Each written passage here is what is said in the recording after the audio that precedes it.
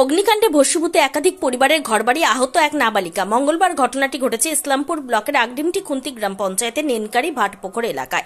প্রাথমিকভাবে জানা গিয়েছে গ্যাস সিলিন্ডার ফেটে এই ঘটনা ঘটেছে। ঘটনায় 7 থেকে 8টি পরিবারের ঘরবাড়ি পুড়ে ছাই হয়ে গিয়েছে বলে জানিয়েছেন পঞ্চায়েত প্রধান জাকির হোসেন।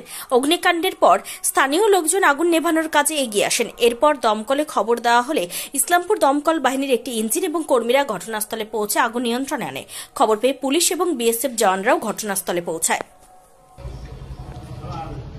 ভাটপুকুর গ্রামে আনুমানিক 3টার দিকে একটা আগুন লাগার ফলে প্রায় 5 থেকে 7টা ফ্যামিলি মারাত্মকভাবে আগুনের আওতায় এসে পুরো পরিবারগুলো ভস্মীভূত হয়ে গেছে। মানে 5টা পরিবার তাদের ফ্যামিলিতে যেই কাপড়গুলো ওরা পরেছিল সেটা বাদ দিয়ে আর কিছু বাঁচাতে পারেনি। আমি এই মুহূর্তে ওখান থেকে আসলাম, আমি ওখানেই আমিও ছিলাম। কিছু গ্যাস সিলিন্ডার ভিতরে ছিল, সেগুলো বাস্ট হয়েছে এবং পাশে ওই 5টা পরিবার বাদ দিয়ে 2টা পরিবার যারা ওদের পাশে আছে, ওই 2টা পরিবারও কিছুটা আক্রান্ত হয়েছে। ওদের কিছু ক্ষতি হয়েছে, সামান্য ক্ষতি হয়েছে, খুব বেশি ক্ষতি হয়নি ওই 2টা পরিবারের। কিন্তু এই 5টা পরিবার মারাত্মকভাবে ক্ষতি হয়ে গেছে।